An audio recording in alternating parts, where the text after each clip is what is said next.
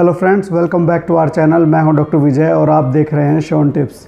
आज की वीडियो में हम बात करने वाले हैं जेनिटल ट्यूबरकुलोसिस के बारे में, प्रजनन अंगों की टीबी के बारे में। इसके क्या कारण होते हैं, क्या लक्षण होते हैं, कैसे इसको पहचाना जाए, क्या क्या इसके टेस्ट होते हैं, क्या इसका ट्रीटमेंट होता है और ट्रीटमेंट करने के बाद आपकी फर्टिलिटी यानी कि बच्चा पैदा करने की कैपेसिटी पर क्या फ़र्क पड़ता है, सब कुछ ठीक हो जाता है या कुछ और करने की ज़रूरत है और इससे कैसे बचा जा सकता है, ये सब बातें हम इस वीडियो में करने वाले हैं। इस दुनिया में टीबी के सबसे ज़्यादा मरीज़ इंडिया में है। गवर्नमेंट ने ठान लिया है कि इसको एलिमिनेट करना है, लेकिन किसी भी बीमारी को एलिमिनेट करने के लिए सबसे ज़्यादा ज़रूरी है कि आम पब्लिक को उसके बारे में बेसिक जानकारी हो, ताकि वो प्रॉब्लम फेस करे तो हॉस्पिटल जाके अपना ट्रीटमेंट करवाएं और उससे कंट्री को और ख़ुद को फ्री करने के लिए एक आगे स्टेप बढ़ाएं।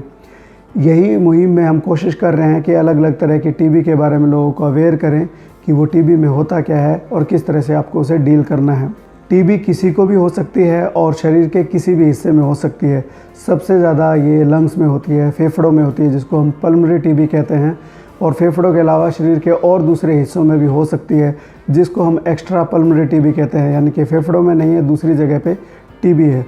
बट ज़्यादातर ये फेफड़ों की टीबी ही दूसरी जगह पे धीरे धीरे ब्लड के ज़रिए फैलती है। तो जेनिटल ट्यूबरकुलोसिस भी वैसे ही है। पुरुषों में और महिलाओं में दोनों ही प्रजनन अंगों में या जेनिटल अंगों में टीबी हो जाती है। पुरुषों में अंडाशय में और गदूद, जिसको प्रोस्टेट कहते हैं, उसमें ज़्यादातर ये इन्फेक्शन देखी जाती है। महिलाओं में अगर प्रजनन अंगों की बात करी जाए तो बाहर से लेके अंदर या अंदर से लेके बाहर सभी अंग अफेक्ट हो सकते हैं। अगर अंदर की तरफ से हम बात करें तो ओवरी, जिसको अंडाशय बोलते हैं, फिर फेलोपियन ट्यूब, जिसके ज़रिए जो है अंडा और स्पर्म जो है वो मूवमेंट करते हैं जब मिल जाते हैं। और टीबी महिलाओं में सबसे पहले फेलोपियन ट्यूब में ही होती है। और जब टीबी की इन्फेक्शन अनट्रीटेड रहे या ध्यान ना दिया गया हो तो इसी फेलोपियन ट्यूब को ब्लॉक कर देती है, जिसके वजह से काफ़ी फीमेल्स में इनफर्टिलिटी हो जाती है, वो कंसीव नहीं कर पाती है। इसके बाद में यूट्रस के अंदर टीबी हो जाती है और सर्विक्स के अंदर टीबी हो जाती है, और जो बाहर की तरफ वेजाइना होती है उसमें टीबी आ जाती है, और वल्वा जो बाहरी हिस्सा होता है जो बाहर से दिखता है उसके अंदर भी टीबी का इन्फेक्शन हो सकता है। यानी कि टीबी शरीर के किसी भी हिस्से में हो सकती है और अनट्रीटेड रहे तो उस हिस्से में परमानेंट डैमेज तक भी कर सकती है। एक बहुत इंपॉर्टेंट इशू है जेनिटल ट्यूबरकुलोसिस का इंडिया जैसे कंट्री में, क्योंकि बहुत सारी फीमेल्स जिनके अंदर इनफर्टिलिटी हो जाती है या जिनके अंदर पहली बार ही प्रेगनेंसी नहीं हो रही है, जब उनको इन्वेस्टिगेट करवाते हैं तो पता लगता है कि जेनिटल ट्यूबरकुलोसिस है, फेलोपियन ट्यूब बंद पड़ी है, ब्लॉक हो गई है और सही से ट्रीटमेंट ना होने की वजह से कुछ डैमेज भी हो चुका है। सो ये सारी प्रॉब्लम होती है, इसलिए जेनिटल ट्यूबरकुलोसिस को समझना बहुत ज़रूरी है। टीबी के बारे में दो बातें बहुत ज़रूरी है। पहली बात ये कि ये ग्रेट मिमिक की तरह होता है, शरीर में होने वाली अलग अलग बीमारियों के लक्षणों को अपने अंदर समाहित करने की कोशिश करती है। और डॉक्टर्स को भी लगता है कि प्रॉब्लम कुछ हो रहा है लेकिन टीबी होती है। और बहुत बार ऐसी सिचुएशन भी होती है कि डॉक्टर सारी इन्वेस्टिगेट करने के बाद कई बार ऐसी सिचुएशन में आ जाते हैं कि एक बार टीबी के लिए भी इन्वेस्टिगेट करवा लेना चाहिए, टीबी भी हो सकती है। सो इंडिया में इतनी ज़्यादा कॉमन है टीबी का इन्फेक्शन। दूसरी बात ये कि टीबी का बैक्टीरिया बहुत नोटोरियस होता है। अगर आपकी इम्यूनिटी बहुत स्ट्रॉन्ग है तो उससे डर के वो छुप के अपने ऊपर कवच बना के आराम से पड़ा रहेगा और 10-20 साल आराम तक पड़ा रह सकता है। और अगर आपकी इम्यूनिटी कमज़ोर हुई तो ये फिर आप पे हमला बोल दे। जेनिटल ट्यूबरकुलोसिस में भी ऐसा ही होता है, ये साइलेंटली पड़ा रहता है बहुत लंबे टाइम तक, इसलिए इसके लक्षणों को कई बार इग्नोर हो जाते हैं, पहचानने में ही नहीं आते हैं। क्या है इसके लक्षण? इसके लक्षण बाकी टीबी के जैसे वो लक्षण होते हैं जो इग्नोर हो जाते हैं, जैसे कि शाम के टाइम हरारत होना, हल्का बुखार जैसा लगना, भूख कम हो जाना और जिसकी वजह से धीरे धीरे वज़न कम हो जाना।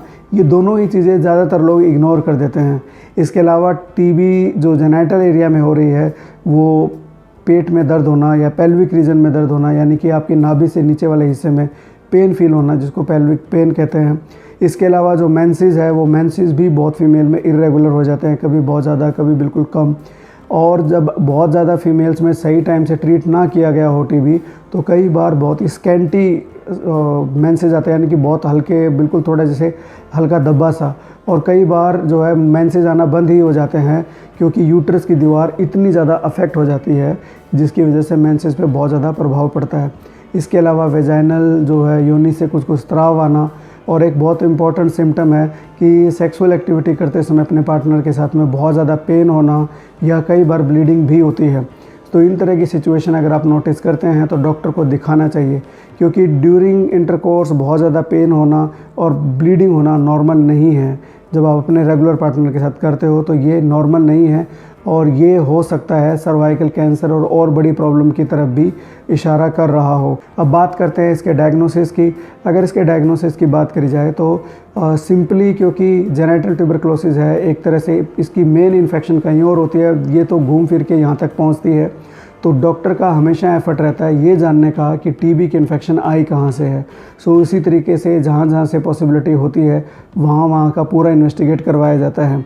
जैसे कि सबसे पहले हम फेफड़ों में टीबी ढूंढते हैं, उसके लिए हम लोग स्पूटम AFB करवाते हैं या बलगम का AFB करवाते हैं। स्पूटम का टेस्ट सैंपल कैसे देना चाहिए इसके ऊपर हमने एक वीडियो बनाया हुआ है, आप चाहो तो उसको देख सकते हैं, क्योंकि सैंपल सही होना बहुत ज़रूरी है। जब उसमें कुछ नहीं मिलता है तो डॉक्टर चेस्ट एक्सरे के लिए भी बोल सकते हैं, और अगर मान लीजिए पेट में दिक्कत आती है तो अल्ट्रासोनोग्राफी करते हैं, क्योंकि एब्डोमिनल टीबी भी बहुत इम्पोर्टेंट रहता है इसके अंदर अल्ट्रासोनोग्राफी, और जेनेटल ट्यूबरकुलोसिस में भी अल्ट्रासोनोग्राफी काफ़ी हेल्पफुल होती है। डायग्नोसिस तो नहीं बनाएगा लेकिन एक इशारा दे सकते हैं कि यस हो सकता है, आपको और ज़्यादा इन्वेस्टिगेट करवाने की ज़रूरत है। हमने एब्डोमिनल टीबी पे भी डिटेल में एक वीडियो बनाया हुआ है, आप चाहे तो वो भी जाकर देख सकते हैं, आपको देखना चाहिए।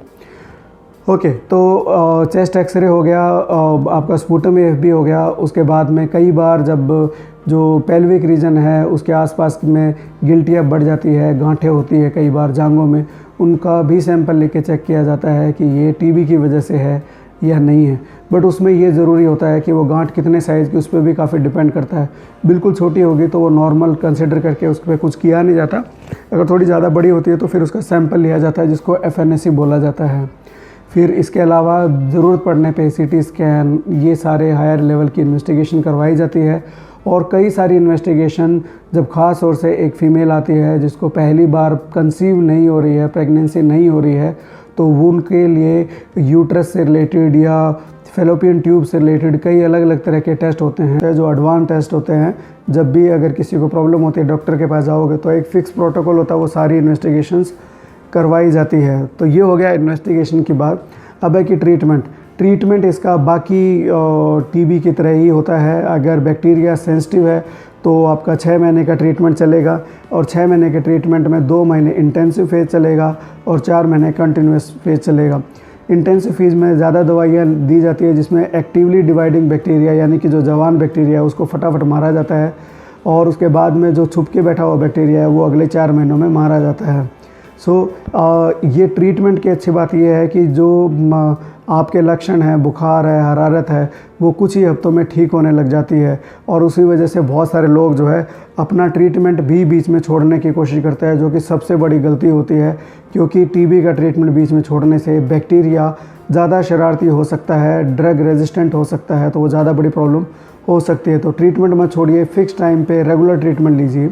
शुरुआत में कुछ लोगों को टीबी के ट्रीटमेंट की वजह से हल्के फुल्के साइड इफ़ेक्ट्स भी आते हैं, बट सब में नहीं आते, और जिनमें आते हैं उनमें कुछ टाइम के बाद में ये अपने आप ठीक भी होने लग जाते हैं। ये हो गया ट्रीटमेंट। अगर अब हम इसकी बात करें कि इसको कैसे प्रिवेंट करना चाहिए, तो अनफॉर्चुनेटली बहुत ज़्यादा ऐसा इफ़ेक्टिव मेथड नहीं है, मैं अगर एज ए डॉक्टर समझूँ तो, क्योंकि जेनेटल ट्यूबरकुलोसिस बहुत ही साइलेंटली पड़ी रहती है।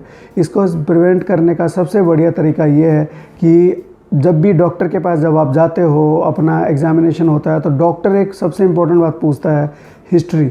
यानी कि अगर आपके बचपन में या पहले या आपको खुद को घर में या आपके परिवार में या खुद को कभी टीबी हुई है, तो अगर वो हिस्ट्री बहुत इंपॉर्टेंट है। कई बार वो ठीक से ट्रीट नहीं हुई होती, लोग ट्रीटमेंट छोड़ देते हैं, तो उसकी वजह से भी ये प्रॉब्लम आती है। तो यहीं पर छुपा हुआ इसके प्रिवेंशन का तरीका। अगर घर में किसी को टीबी हो जाती है तो बेझिझक बाकी सभी मेंबर्स को भी इन्वेस्टिगेट करवाना चाहिए। हालांकि गवर्नमेंट सिस्टम भी इन्वेस्टिगेट करता है, लेकिन लोग कई बार कोऑपरेट नहीं करते हैं और प्रॉब्लम बनी रहती है। तो अगर किसी को ट्रीटमेंट प्रॉब्लम हो गई है तो सभी को इन्वेस्टिगेट करवाना चाहिए, और प्रायोरिटी पे फीमेल बच्चों को रखना चाहिए, ताकि उनके भविष्य में जाके प्रॉब्लम ना हो। अगर ऐसा करेंगे तो प्रॉब्लम नहीं होगी, क्योंकि गवर्नमेंट ने ये भी प्रोटोकॉल बनाया हुआ है कि जिसको टीबी का इन्फेक्शन हो गया है उसके घर वालों को सबका ट्रेस करना है, सबको चेकअप करना है एक बार, ये जानने के लिए कि किसी और को टीबी तो नहीं है। इस वीडियो के यहाँ तक पहुँचते पहुँचते काफ़ी लोग तो शायद हमारा साथ छोड़ गए होंगे, लेकिन अगर 2-4 लोग भी यहाँ तक पहुँचे हैं तो मैं एक बहुत इंपॉर्टेंट मैसेज आपको देना चाहता हूँ कि टीबी का इन्फेक्शन जेनेटल ट्यूबरकुलोसिस हो गई है, इसमें फ़ीमेल का बहुत ज़्यादा रोल नहीं है। अगर कुछ होता, अगर उसको पता होता कि ये बाद में इतनी बड़ी प्रॉब्लम बन जाएगी तो शायद वो भी कुछ एफ़र्ट लगाती, उसकी फैमिली भी कुछ एफ़र्ट लगाती। तो इसलिए उसकी कोई गलती नहीं है। अगर प्रेगनेंसी नहीं हो रही है तो उसकी कोई गलती नहीं है। उसको नहीं पता था कि ऐसी भी प्रॉब्लम मुझे फ़ेस करनी पड़ेगी। शायद उसके पेरेंट्स को भी नहीं पता था कि उसको ऐसी प्रॉब्लम फ़ेस करनी पड़ेगी।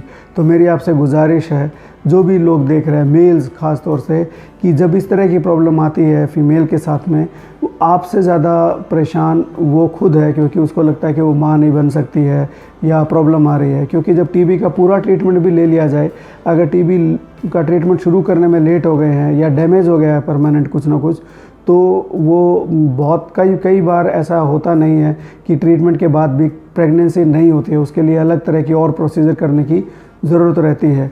तो इसलिए अगर आपका पार्टनर को प्रेगनेंसी नहीं हो रही है तो आपको उन पर गुस्सा भी नहीं करना चाहिए, उनको जज भी नहीं करना चाहिए। और यही बेस्ट टाइम होता है कि हस्बैंड का या मेल का या मैन का अपने पार्टनर के साथ में खड़े होने का।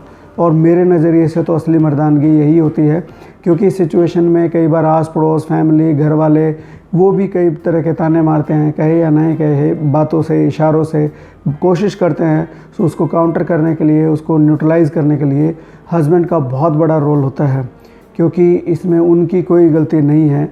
आपके पास में और भी कई ऑप्शंस हैं। आजकल साइंस ने इतना, टेक्नोलॉजी ने इतना एडवांसमेंट कर लिया है। सो ज़रूरी नहीं है कि जिनको जेनेटल टीबी होगी सभी को प्रेगनेंसी नहीं होगी। बट जब आपका ट्रीटमेंट हो जाता है उसके बाद में कई फीमेल्स ऐसी होती है जिनको प्रेगनेंसी नहीं हो पाती है। तो हताश नहीं होने के लिए टीबी का ट्रीटमेंट तो पूरा करवाना चाहिए। और अगर आपको बेबी चाहिए तो आप दूसरी तरीके से अपने डॉक्टर से डिस्कस कर सकते हैं, लेकिन ट्रीटमेंट के दौरान प्रेगनेंसी का लिए बिल्कुल नहीं सोचना चाहिए, क्योंकि जो ट्रीटमेंट चल रहा है उसका बहुत बुरा प्रभाव होता है। और गलती से प्रेगनेंसी हो गई तो आपके बच्चे पर भी बहुत बुरा प्रभाव पड़ेगा, जो फिर शायद आप खुद भी नहीं चाहते हो। तो मैं उम्मीद करता हूँ कि ये वीडियो आपको अच्छा लगा होगा। अगर अच्छा लगा होगा तो इसको लाइक कीजिए, शेयर कीजिए, और अगर हमारे चैनल का कंटेंट आपको अच्छा लगे तो चैनल को सब्सक्राइब कीजिए। And stay tuned.